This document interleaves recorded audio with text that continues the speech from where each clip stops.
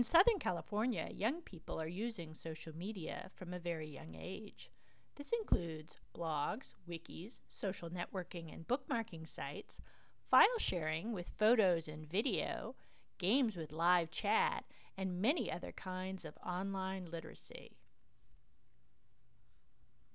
As teachers, it's easy to see technology in the classroom merely as a presentation tool.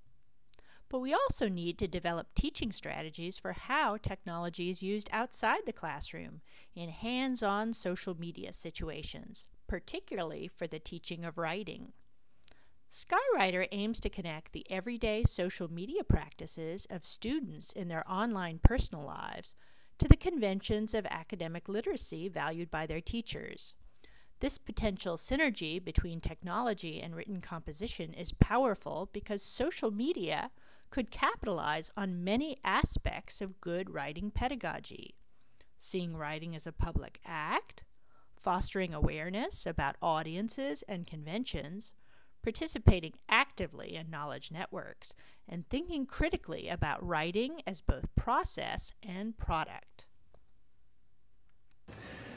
A regional center would allow us to kind of get together periodically, either face-to-face, online, variety of different formats, to really begin to think critically, collaboratively, collectively about what our students are essentially already doing, which is writing their way through a variety of new communications technologies. Many times students who use these platforms don't necessarily think of what they do as writing work or as composing, whether they're using social networking programs or using text-heavy computer gaming MMOs and whatnot, but they're doing a lot of writing.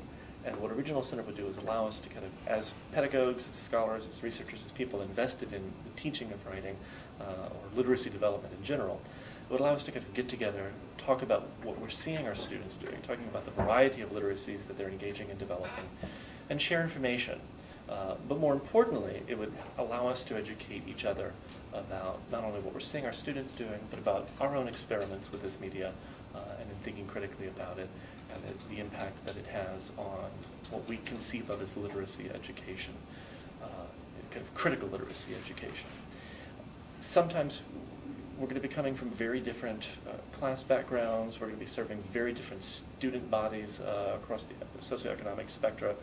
And keeping in mind variable interests and abilities and access to technologies is also vitally important.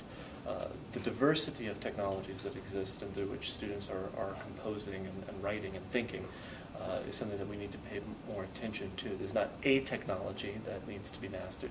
There are multiple technologies that are being used and reused and reinvented in their uses. So I think that a large consortium of people who are thinking about new media, who are thinking about writing and literacy and critical thinking in terms of new media, will allow us to see a variety of technologies in action and to think a little bit more capaciously about how we could use any number of different technologies, not a special hot technology, but a variety of technologies with our students to help them think a little bit more critically and help us think more critically about how communication is being shaped through those technologies. At universities, we often get caught up in a cultural politics around prohibition. Some of those rules make a lot of sense, like telling students that they have to turn off their cell phones when they're in the classroom, or saying that they can't cut and paste passages from the internet into their essays. But there are a lot of conventions that actually aren't working, and it's often the instructors who are most willing to experiment with new technologies and with connecting to their students' social media practices who are finding a lot of success in their teaching right now.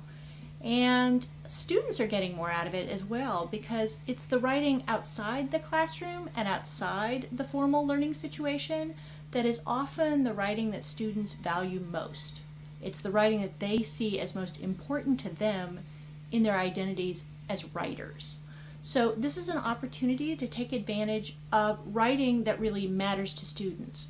Writing that they see as public writing, writing that they're willing to revise, writing that they're willing to take responsibility for, and writing that they're really seeing as formative in a lot of important ways.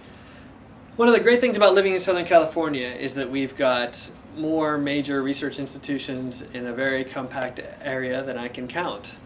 One of the downsides of living in Southern California is that they're all joined by freeways. Now, while a lot of these people can get together online in various spaces to discuss teaching resources and other pedagogical uses of technology, these spaces also don't have a way of bringing those teachers together, those educators together, and those students together in a more systematic level. What SCIWRITER would provide would be not only physical occasions where people could come together. We're talking about quarterly workshops and also an end-of-the-year conference. But it would also present to researchers and students and teachers in the Southern California area an online database of teaching materials, explanations of how to use those teaching materials, and also a place to announce recent developments that are coming out of these schools so we don't have this reduplication of efforts. There are already a lot of top-down technology initiatives, but they have a tendency to only want to hear good things about using technology. One of the things that's different about SCIWRITER is we're creating a community for sharing. And that means sharing concerns, anxieties, and frustrations, as well as sharing success stories and best practices. Because we want to really listen to instructors. We have people who are coming from a lot of different communities and who are serving very diverse populations of writers. So they have a lot of legitimate concerns. They're worried about access, they're worried about privacy, they're worried about academic dishonesty, and sometimes they're even worried about copyright issues. There are a lot of corporations out there that would like to take over this process and make it Microsoft University or Google University. That's not necessarily going to serve the needs of the students, but more importantly, it misses the spirit of this current moment in internet development, where there's an open source movement, where there's an idea of more user-created content that comes out of these freely available software. When I've spoken to high school teachers or community colleges teachers in the area, they've all expressed a high interest in how this technology can serve their students. Of course, their needs are very different than the ones that we have here at USC or that we might have at UC Irvine or UCLA. But at the same time, their students need to have this same kind of literacy when they graduate if they're going to be successful. If they're going to four-year colleges, if they're going to transfer later on, but more importantly, when they enter the workplace. We don't want to have this kind of knowledge or information gap. And so what they have asked me to do is to try to think with my colleagues about ways in which we can adapt this technology in sort of cost-effective terms, in thinking about that student who's out there who wants to use the technology but might not have had the benefit of the same kinds of resources, those resources that lead to a kind of advantage of literacy that is later on going to keep them, put them at a complete disadvantage in the workplace. So our biggest questions may involve not just what's the latest and newest use of this technology, but what are the ways in which the most number of students can benefit from them across the Southern California area.